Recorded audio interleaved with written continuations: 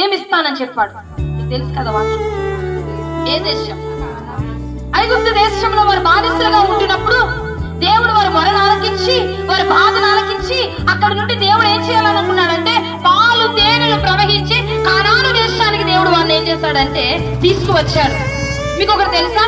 ఈ కానాను దేశం వారు వెళ్ళిన తర్వాత వారు సంపాదించుకోవాల్సిన అవసరం లేదు, వారు కూర్చుకోవాల్సిన అవసరం లేదు. దేవుడు ప్రతిదీ కానాను దేశంలో అన్ని కూర్చి ఉంచాడంట. ఎలా అంట? అన్ని కూర్చి, అన్ని పంటలు. అది ఎలాంటిదంట దేశము? పాలు తేనెలు అంటే వీళ్ళు ఏమీ కూర్చుకోవసరం లేదు, వీరు వెళ్ళి అక్కడ అనుభవించడమే, అంతకంటే ఏమీ లేదు. వీరు వెళ్ళి అక్కడ కష్టపడి చెమటూర్చి సంపాదించి తినవలసిన అవసరము కాదు. దేవుడు ఎలాంటి వాడంటే వీరి కొరకు ఆశీర్వాదాలన్నీ ముందే ఏం చేస్తాడంటే ఉంచేస్తాడు అక్కడ. వీరి కొరకు, వీరు తినడం కొరకు, వీరి సుఖము కొరకు, వీరి బాబుల కొరకు, ఈ ఇశ్రాయేలు ప్రజల కొరకు, ఈ కానాను దేశంలో ప్రతిదీ కూడా దేవుడు ఏం చేస్తాడని తెలుసా? సిద్ధముగా ఉంచాడు.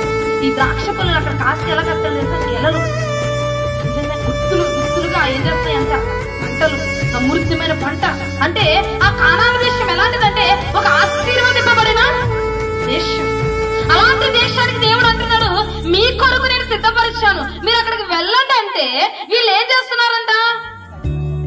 రాశారు కదా, చెప్పండి ఏం చేస్తున్నారు? తడువు చేస్తున్నారు. మీరు ఎంతవరకు తడువు చేస్తారు? మీ కొరకు దేవుడు అక్కడ పాలు తేనెలు మంచి దేశాన్ని సిద్ధపరిచాడు, మీ కొరకు మంచి దాన్ని ఇక్కడ ఉంచాడు. కానీ మీరు ఇక్కడ ఏం చేస్తున్నారంటే అక్కడ చేరకుండా మీరు ఇక్కడ ఏం చేస్తున్నారంటే తడువు చేస్తున్నారు, అంటే ఆలస్యము చేస్తున్నారు. హల్లెలూయా, హల్లెలూయా.